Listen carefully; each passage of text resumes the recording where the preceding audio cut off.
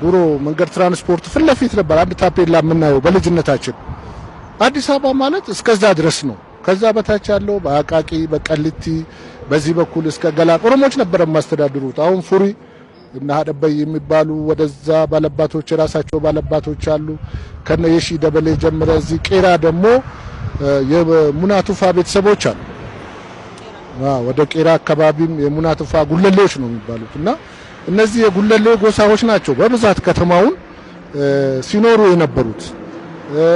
ከብቶቻቸውን ያጠጡ እንደነበረው ወደ መስቀል አደባባይ እንደነበረ አሁን የኦሮሚያ ገልመባ ገዳ የተሰራበት ቦታ ላይ ከብቶች መጠጫ እንደነበረ እሬቻውን እግረ መንገዳቸውን እዛው በቅርቡ እሬቻ ሲያረጉ እንደነበረ ተሰብስቦ አምላካቸውንም መስቀልም አደባባይ ላይ ሲጨፍሩበት እንደነበረ እና የኦሮሞ እንደሆነ በብዛት አካባቢው ላይ በሰፊው የሚኖረው የጉለሌ ጎሳ የቱፋሙና አገር ነው የሚባለው።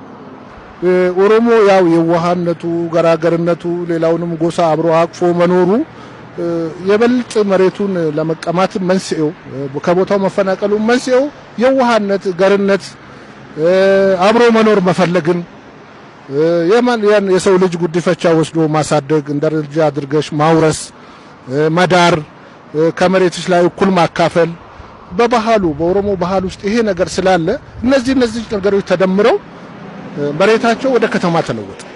ዱፋ የሚባል ወንዝ አለ። የመስቀለት ሁላችንም እዛ ነው የምንገናኘው። እዛ ስንጨፍር መዋል ነው። መሬቱ ሰፊ ነው እና በኦሮምኛ ነው የምትጨፍሪው፣ በኦሮምኛ ነው የምትነጋገር። እናንተ ለምንድን ነው አማርኛ ትታችሁ በኦሮምኛ የምታወሩት አሉ። እኛ ስለማንችል ነው፣ ለክፋት አይደለም። ገበያውም የኦሮሞ ነው። እንቁላል ይዞ ይመጣሉ፣ ቅቤ ይዞ ይመጣሉ፣ ወተት ይዞ ይመጣሉ። እዛም ከብት እርባታ ያላቸው ሰዎች በነፃ ይሸጡናል። በነፃ ነው የምንጠጣው። በፊደሉ ለመማር ማንም ሰው እድል አላገኘም። እኔ የማይገባኝ ነገር አለ። ምን አለበት አሮጌ ነገር ቆይቶ ታሪኩ ስሙ ባይጠፋና እንዳረጀም ቢቆይ ስልጣኔም ብኖር አግባብ ባለው ነገር እየሰለጠነን የነበሩ ነገሮቻችን ጉዱላችን ስማችን ባይጠፋ ስሙ ባይጠፋ የኦሮሞን ባህሉም ስሙም ባይጠፋ ኦሮሞ ማንንም አይበድልም፣ ማንንም አይነካም። ግን የስሙ ማጥፋት ከምን እንደሆነ ምንጩ ምን እንደሆነ አይገባኝም። ታሪክ ከማጥፋት ጋር ነው ብዬ ነው እኔ ብዙ ጊዜ ማያይዘው። ለንፋስ ስልክ ላፍቶ ክፍለ ከተማ ስም ሲወጣ ብዙዎቻችን በሐሳቡ ላይ እንጣላለን። እንደዚህ ትንሽ ደግሞ የሚከራከር ካለ ይሄ ቦታ አታስፈልጉም እናንተ ተብለን እንባረራለን። እና ያ ስም ለምን እንዲጠፋ እንደተፈለገ የቱፋሙና ስም ለምን መጥፋት እንደተፈለገ ነደበላዩ ስም ለምን መጥፋት እንደተፈለገ እነዚህ ነገሮች እንግዲህ እኔ ለአዋቂዎች ብተው ነው የሚሻለው። እኔ በወጣትነት እድሜ ማቀው ይሄንን ነው። ሌሎቹም ደግሞ የታሪክ ምሁራኖች ትክክለኛውን ነገር ብጽፉ ባያዛቡ። እኔ ከማስታውሰው እነዚህ አፓርታማ አሁን የምናያቸው 500 ብር ደሞዝ የነበራቸው እኔ ልክ 12ኛ ክፍል ስደርስ እነሱ 500 ብር ደሞዝተኛ ነበሩ። ያው እኛን አፈናቀሉን፣ እኛ ተነሳን። ያው ኑሮአችን ማደግ አልቻለም። ቤተሰብም ከብት በማርባት ብቻ ነበር፣ ሌላ የገቢ ምንጭ ስለሌለው ደርግ በዚያ አካባቢ ወሰደው። ያው እኛም ተጠቃሚ ድሮም ተጠቃሚ አይደለንም፣ አሁንም ተጠቃሚ አይደለንም። አሁን እዚህ ጋር ከነበረ በልማት ተነሺዎች ከነበሩት ውስጥ አንዷ እኔት ነች።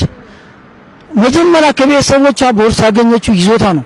ከይዞታዋ ተነስታ በ1989 ዓመተ ምህረት ተነስታ ይሄው እስካሁን ድረስ ምንም አይነት ካርታ ያላገኘች ምንም አይነት ነገር ያልተረ 97 ነው የሚታየው ተብሎ ካርታውም ራሱ ወደ 9000 እና 5000 ብር ወደ 5000 ብር የሄደበት ሁኔታ ነው ያለውና መክፈል አቅቷት ይሄው ቁጭ ብላለች። አሁን የመንግስት ያለ እያለች ነው።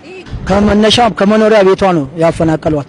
ተነስታ ነው በልማት ተነሳው በመንገድ በልማት ተነሳች። ስትነሳ እዚህ ቦታ በተቀመጠችበት ሰዓት ያለምንም መረጃ ነው የሆነ ወረቀት ቢታሽ ወረቀት ነው ተሰጥቷት እዚህ ጋር የገባችው።